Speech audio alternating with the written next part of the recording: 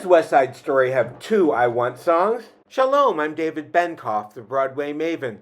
The Broadway Maven is a vibrant educational community that offers 5 to 15 classes and other expert-led experiences every month for just $18. More details at the end of the video. Here's Broadway Maven music educator Mateo Chavez Lewis. One of the most often talked about elements of the West Side Story score is the fact that basically the entire score is built around one interval, which is really unique. And that interval is this: the augmented fourth, or the diminished fifth, or the tritone if you're nasty. And it's called a tritone because it's a full tone, then a full tone, and then a full tone 3 times.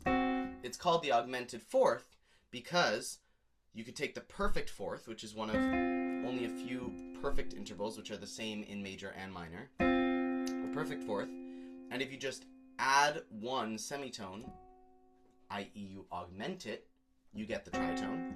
And if you take the perfect fifth, which is also one of the very few perfect intervals that are the same in major and minor, and you diminish it, you make it smaller by one semitone, then you also get the tritone. And because the tritone lives in this weird world between the perfect fourth and the perfect fifth, it's really dissonant and it begs for resolution.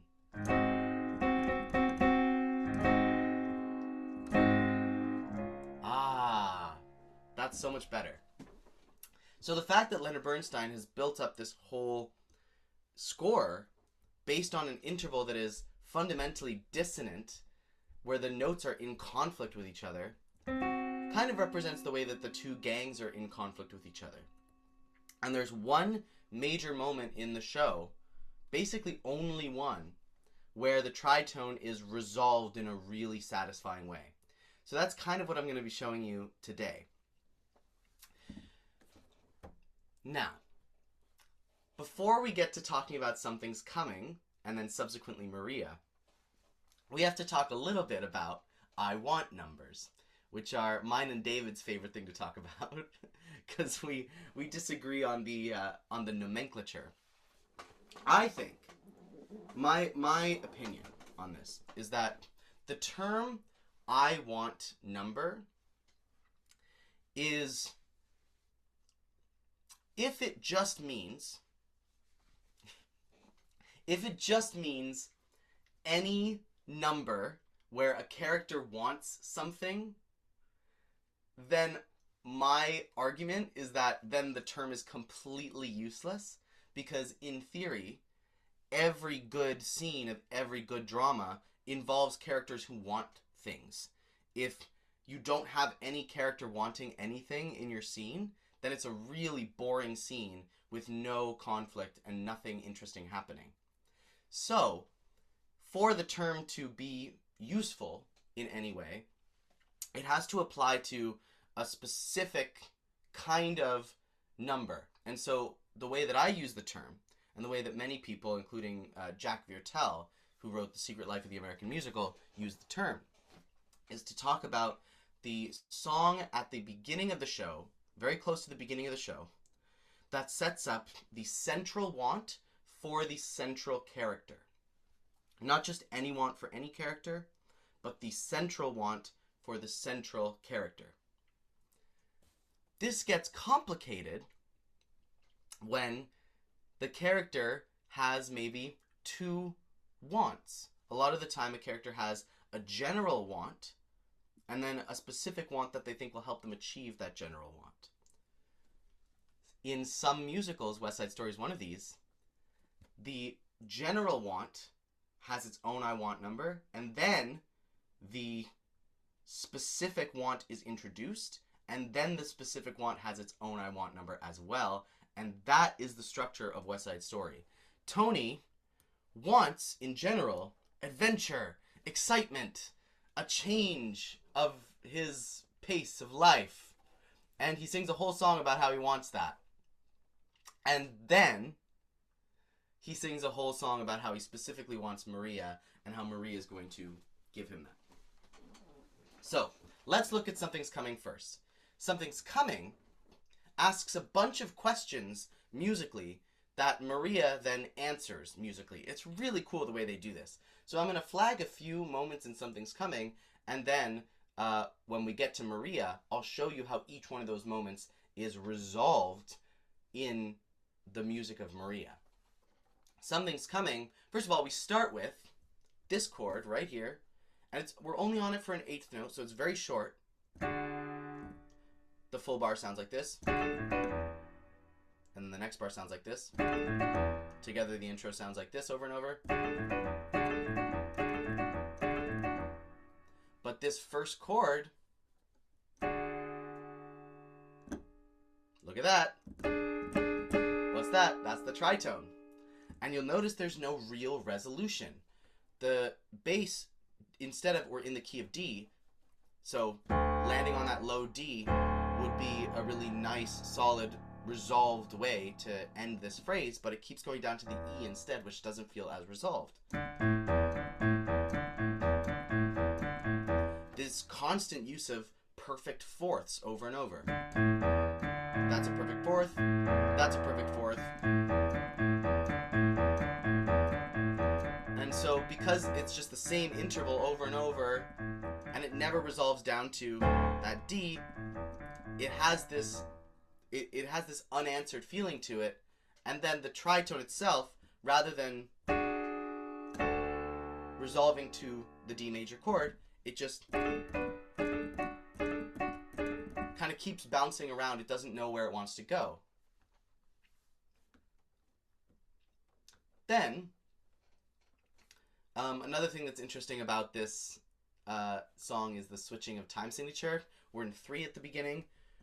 1, 2, 3, 1, 2, 3, 1. 1, 2, 3, 1, 2, 3, 1, 2, 3, 1, 2, 3. And then we switch to 2, 4. And then we switch back to 3, and then we switch to 2 again here with this 1 and 2. 1 and 2, 1 and 2, 1 and 2, 1 and 2, 1 and 2, 1 and 2, 1 and 2, 1 and 2. So we keep switching back between time signatures. It doesn't feel super solid. It doesn't feel super secure. And it doesn't feel resolved. Here we have the same kind of thing where the tritone is between the voice and the piano. The piano's playing this, and the voice is singing this. If I put this C in the same octave as the voice, there's that tritone again. So we've got the tritone all over the place, but again, it doesn't really ever resolve. And Wendy, good point, America also switches time signatures. And a lot of songs in this show switch time signatures just because Leonard Bernstein likes switching time signatures. That's a staple of his compositional style. Then we have, similar to what I was talking about yesterday with Maybe This Time, this constant use of triplets here makes it feel disconnected from the rhythm that's happening underneath. The rhythm underneath is a steady 2, 1, 2, 1, 2, 1 and 2 and 1 and 2 and these triplets make it feel disconnected from that. And it feels disconnected in a confused way. And you'll see that Maria is going to have a very similar middle section. This middle section starts with around the corner or whistling down the river. That's going to be important because that's kind of a musical question that Maria answers, especially this. Around the corner. Just remember, just remember that. And the last thing that I want to point out about this song is where it ends. It ends on the flat 7th, which is such a weird note to end on. And I think Leonard Bernstein did this very intentionally. A lot of the time, singers will opt up to maybe tonight, and they'll go up to that A, which is in the D major chord. And while usually I'm a big fan of opt-ups, if the singer's got a high range, let's hear it. But in this instance, I actually think that ruins a lot of the interesting part of this song, because so much of what makes this song interesting is the fact that it doesn't resolve. It ends on maybe tonight, and he's holding that note, while underneath they're not even playing a firm D major chord. Instead, he's holding this note that isn't in the D major chord, and then they're still playing this repeated perfect fourth motif in the bass with the tritone bouncing around exactly the same as when it started. So nothing's changed, nothing's developed, nothing has resolved. He's singing a note that isn't in the chord, they're playing all sorts of weird stuff underneath, there's no resolution to it, and it leaves the question unanswered. And then he goes to the dance at the gym, and maybe he finds some of those answers. Alright, so I left you on a cliffhanger there, and so did the music of West Side Story, Something's Coming, ended with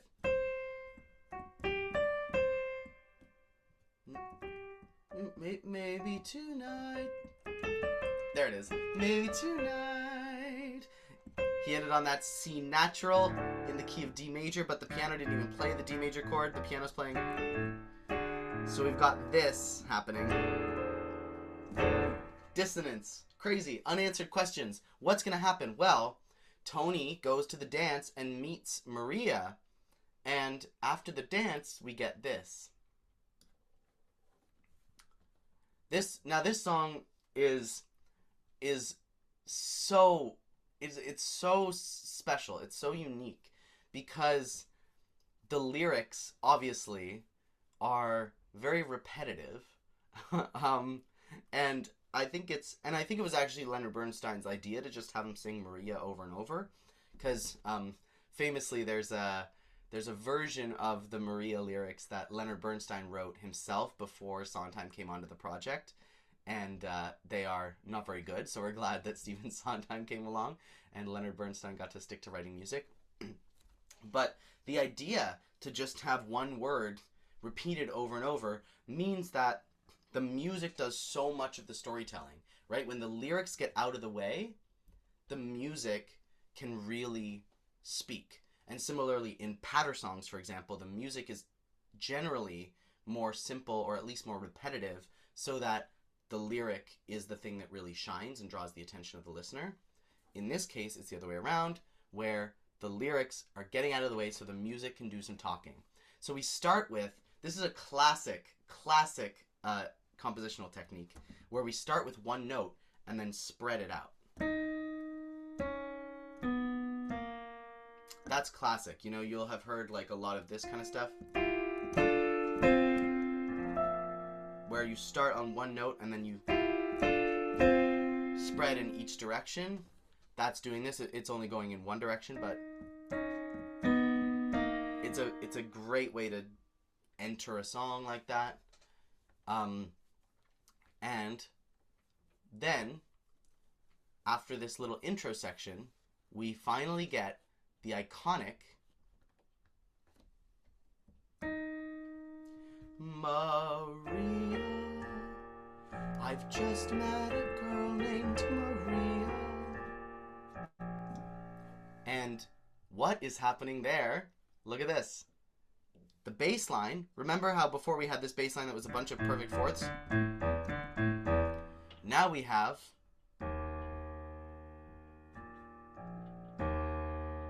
before, the bass line would never resolve. We were in D. I mean, never got that low D there.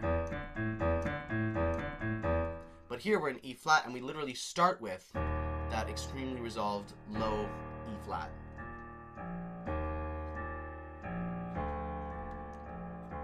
Like, it's so resolved. It's so solid. It feels like the answer to the musical question that was asked in Something's Coming. Something's Coming was like, something is coming, but what is it? And this is answering, it's Maria. Again, we have sorry, these triplets, which are again creating this feeling of kind of Tony being detached from the strict rhythms of the beat.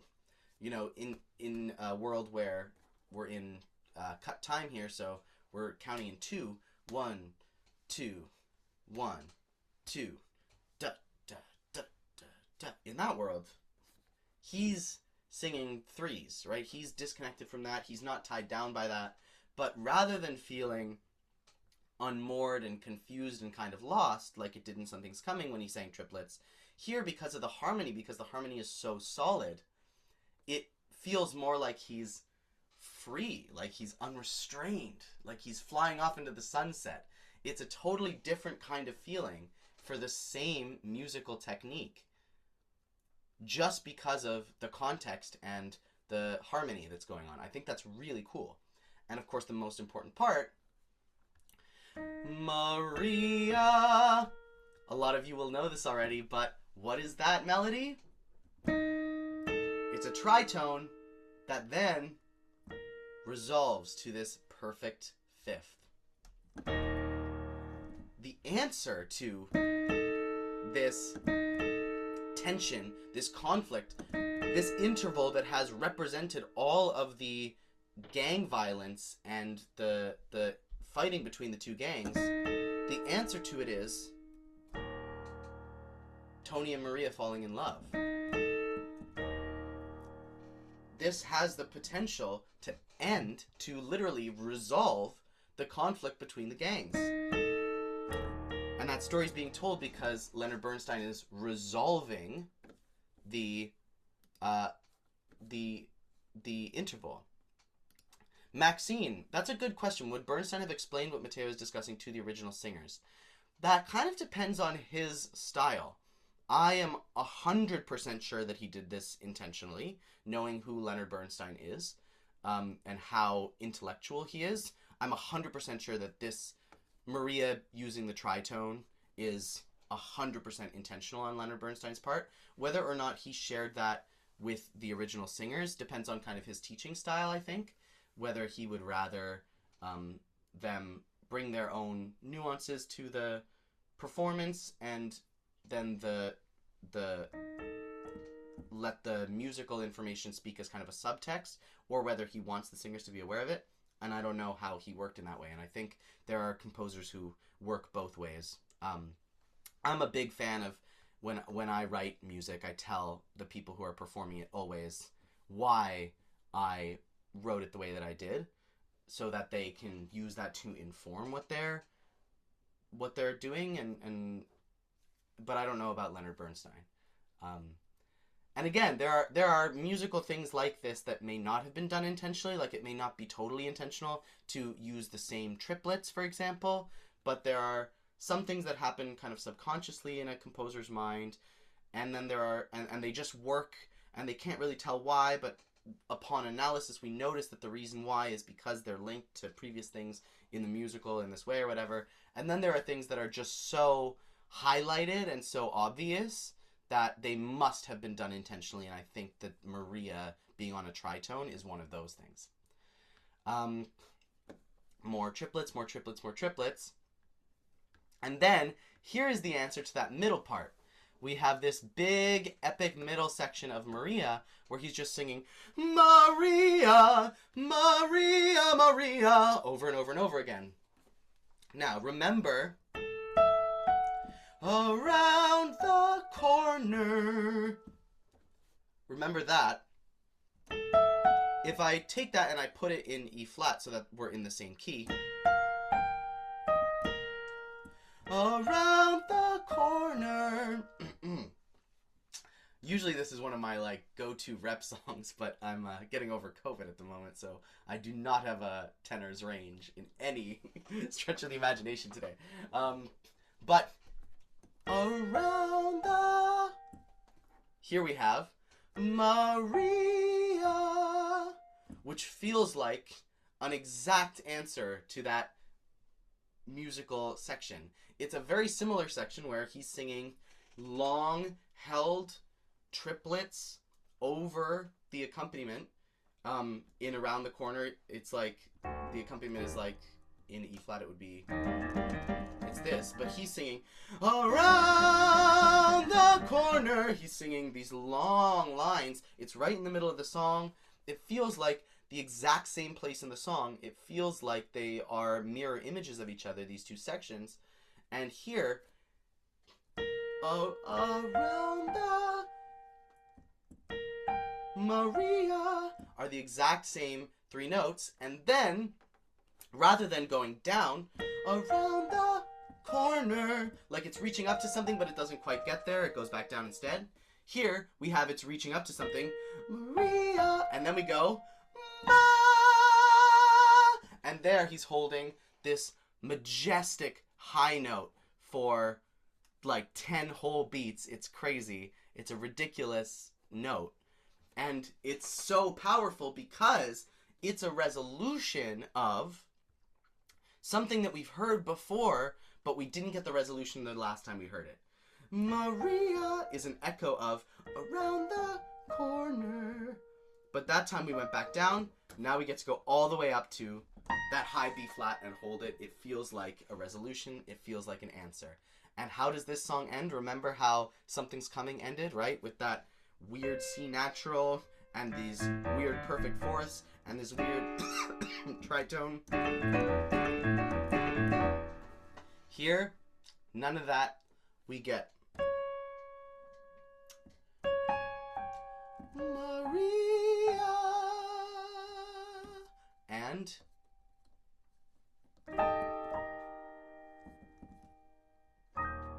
a perfect E flat major chord. The only hint that something might not be totally right with the world, though, is that rather than ending with Maria, rather than ending with that tritone resolving, instead we end with a perfect fifth that then goes down to the tritone. So actually when we end, that tritone is still there in the vocal line.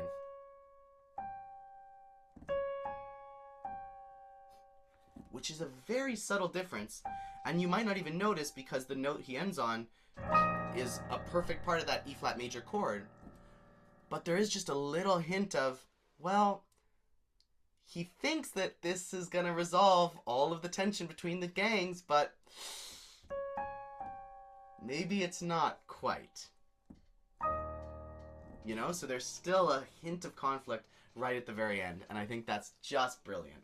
Don't forget to like and subscribe. Shalom, I'm David Benkof, the Broadway Maven. The Broadway Maven is a vibrant educational community. Every month, members may attend 5 to 15 classes and other expert-led Broadway experiences, all for just $18. There's a membership link in the description. And here's a West Side Story playlist.